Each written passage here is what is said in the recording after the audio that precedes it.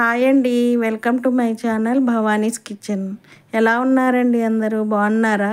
నేను బాగున్నానండి. ఈరోజు క్యాప్సికమ్ టమాటా కర్రీ. ముందుగా స్టవ్ వెలిగించుకొని కళాయి పెట్టుకొని అందులో 4 స్పూన్ల నూనె వేసుకొని కడిగిన కరివేపాకు వేసి 2 పెద్ద ఉల్లిపాయలు తరిగినవి వేసుకొని బాగా కలుపుతూ మగ్గించుకోవాలండి.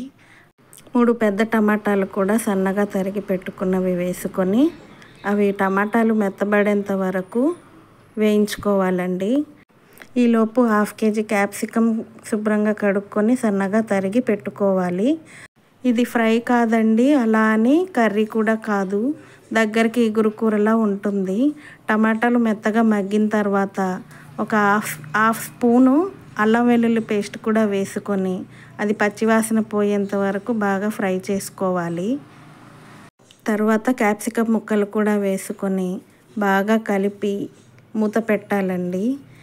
క్యాప్సికంలో vitamins, minerals, fibre, antioxidants ఉంటాయండి. క్యాప్సికమ్ తినడం వల్ల మన ఆరోగ్యానికి చాలా మంచిదండి. ఇలా కర్రీలు కూడా చేసి పెడుతుండాలి పిల్లలకి, చాలా మంచిదండి. ఇలా చేసి పెడితే పిల్లలు బాగా తింటారు. అసలు క్యాప్సికమ్ ఇష్టపడని పిల్లలు కూడా ఇలా కర్రీ చేసి మీరు లంచ్ బాక్సులు కట్టేస్తే ఒక్క మెతుకు కూడా ఉంచకుండా చాలా బాగా బాక్స్ ఖాళీ చేసి తీసుకొస్తారండి. కావాలంటే మీరు ట్రై చేసి చెప్పండి నాకు కమెంట్లో ఎలా వచ్చింది, ఎలా ఉందనేది. చాలా బాగుంటుందండి, నేను చెప్తున్నానని కాదు, మీరు ట్రై చేసి చూడండి కంపల్సరీగా.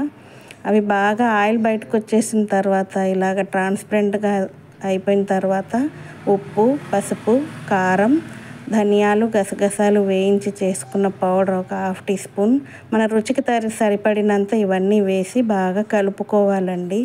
తర్వాత మళ్ళీ ప్లేట్ పెట్టి అలా మగ్గించుకోవాలి. చూసారా ఎంత చక్కగా నీరంతా ఇంకిపోయి చక్కగా ఉడికిపోయి దగ్గరికి ఎంత బాగుందో కర్రీ. ఇది చపాతీతో కూడా బాగుంటుందండి, అన్నంతో కూడా బాగుంటుంది. Curry ready. ఓకే అండి, లైక్, షేర్, సబ్స్క్రైబ్ తప్పకుండా చేయండి. బాయ్ అండి.